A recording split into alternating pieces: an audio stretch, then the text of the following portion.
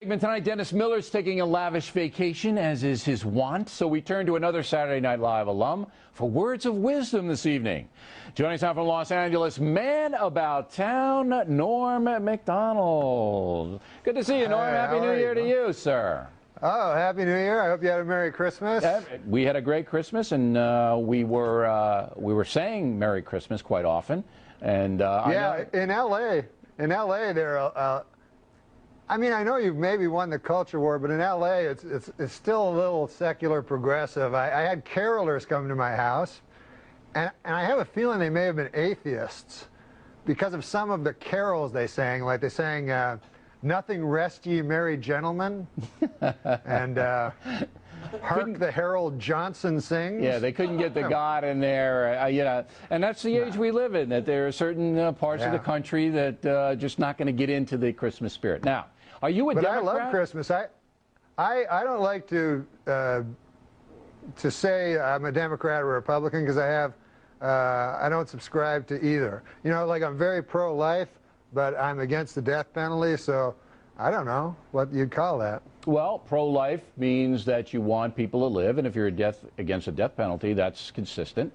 But so you're an independent like I am. You want the best person in. Has anybody, I would vote for the person. Has anybody impressed you so far? Any of the presidential candidates impressed you so far? Yeah, I love John McCain. He was my favorite 8 years ago. But even 8 years ago, he was the old guy back then, so I don't know. I don't know how he's going to fare. But he's spry. You know, he's elderly, but he's spry. You know, I mean, I think he's got more energy than Fred Thompson, who's not quite as old as he is. Yeah, no, Fred Thompson looks like he's always falling asleep. But I do think that if the surge continues to be successful, it is possible that if McCain gets the nomination, that he could actually win. I think that any of these guys could win at this point because it's so fluid. And if you take Iraq, as you pointed out, off the table, you take that away, then the ideologues, their influence diminishes, and people will have to evaluate which candidate has the best plan. Now, Hillary Clinton, obviously a lightning rod. The Hollywood community is what, 80%? Liberal, and they're kind of split between Hillary and Obama. How do you see this? You're out there, you schmooze with these people. Well, I've watched Hillary on the campaign trail, and I must say she has some image change or something. She looks to me much more lifelike. And also ladylike. She almost seems like a live lady now. Well, they've softened her image. You know, because she was coming across as a little Margaret Thatcher-ish. You know what I mean? Yes. Do what I say or I'll kick your butt. And now they're trying to say, do what I say or somebody else will kick your butt. Not me, because I don't want to get my hair messed up. But the Obama-Hillary Hollywood conflict, see, they're all liberal, but they just don't know which way to go out there. And I feel their pain, don't you? Yeah, I know Obama is... This guy's like a freight train, and now that Dennis Kucinich has said that he might throw his support, man, he's going to be unstoppable with that. That's right. So that's at least six or seven votes that Sean Penn. That's the equivalent of me throwing my delegates behind him. Now, when you, I think Kucinich is just barely above Ahmadinejad on the polls right now. Yeah, Kucinich and Ahmadinejad are running neck and neck, and but we like Kucinich. No matter what you think about his politics, he's a stand-up guy. Now, Miller loves Giuliani. Miller is like Giuliani guy. What do you think about the mayor? Well, he's pro-choice, which is a little bit of a problem with me, but I remember when I was in New York, and my God, he changed that city around like crazy.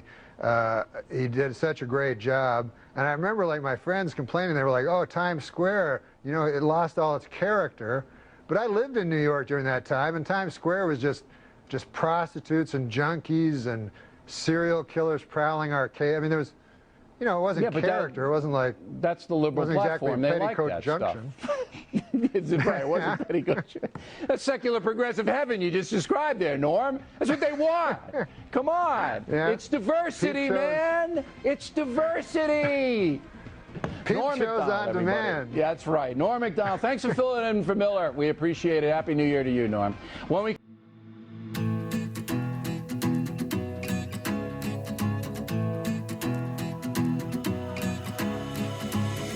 I've been searching for what's missing, but the answer.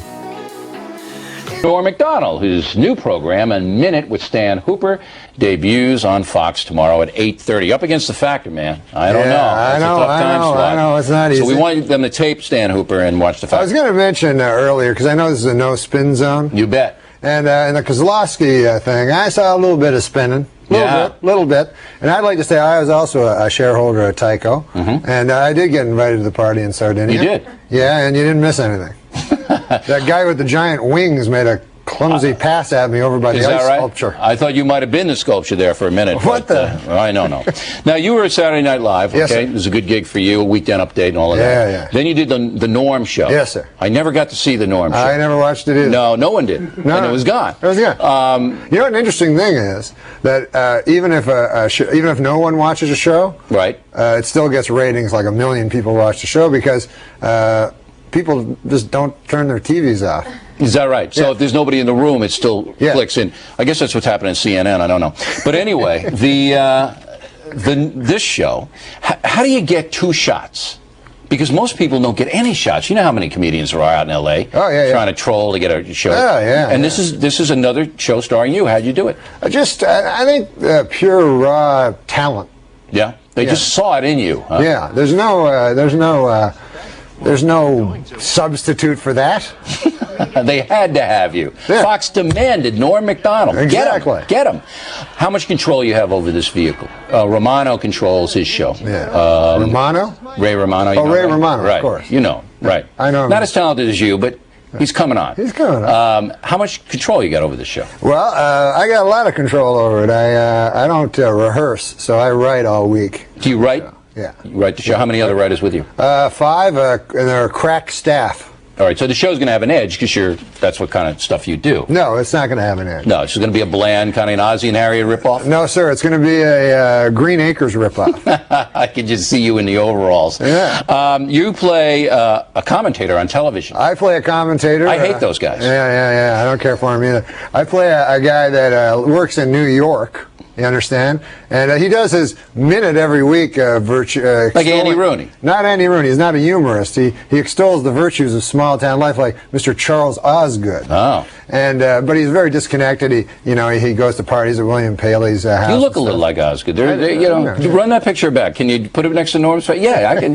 That's you in 8 years after you work for Fox. That's how you're going to age. Okay. Believe me, I've been here 7 years. That's how you age. I don't look like that. I'm trying to look like that. So you moved to a small town in Wisconsin, right? Yes, sir. Okay, and that's going to be funny. I'm going to be amused by that. I'm not going to spin you. No, you're not going to care for it at all. All right, now you hit it big, and then you get the residuals and all of that. The Simpson money come rolling in. Yeah. You don't hit it big, you care? Well, first of all, I believe the actors in The Simpsons. I don't think Bart got 1 penny of that. No, but the guy who did his voice. Oh, I'm sorry. Yeah, I get a lot of money after that. Do you? But I'm not in it for the money. What are you in it for? The money. I am in it for the money. I know you are. I was going to spin. Yeah, no, you can't. This is the no spin zone. I know. I keep forgetting. You can use that in Stan Hooper if you want. The no spin? Yeah, you can use that kind of stuff, and I won't demand any money. Okay, cool. Saturday Night Live. Do you watch anymore? Yes, sir, I do. You do? Is it as good now as when you were there? No. Because you're not there. Basically, because I'm not there. Right. But you do watch it. Yeah, I watch it. Because I've lost kind of contact with it. I mean, I think it's maybe a generational thing. It is a generational thing. I'm 61 years old, young. I say 61 years. Right. I say 61 years experienced. Mm-hmm. And when I watch the show, I don't even know what they're doing parodies of, because they're doing parodies of like MTV shows that. Yeah, I mean they're Jewel. They're making fun of, and I have no idea. Yeah. So I'm sitting here. Yeah. When you do this Fox show, if it is successful, are you going to change? Am I going to change? Yeah. Are you going to be the same guy you are now, the humble guy? I'm going to be the same dirty son of a bitch as I am now. Right. Thank you. This is live tonight. We appreciate it. Well, that's not swearing. No, of course not. No, that's just I think Fox. That's part of the. That's Fox. We're going to see that in Stan Hooper, aren't we? No, we're not going to use such language. Right. Norm Macdonald, good luck with the show.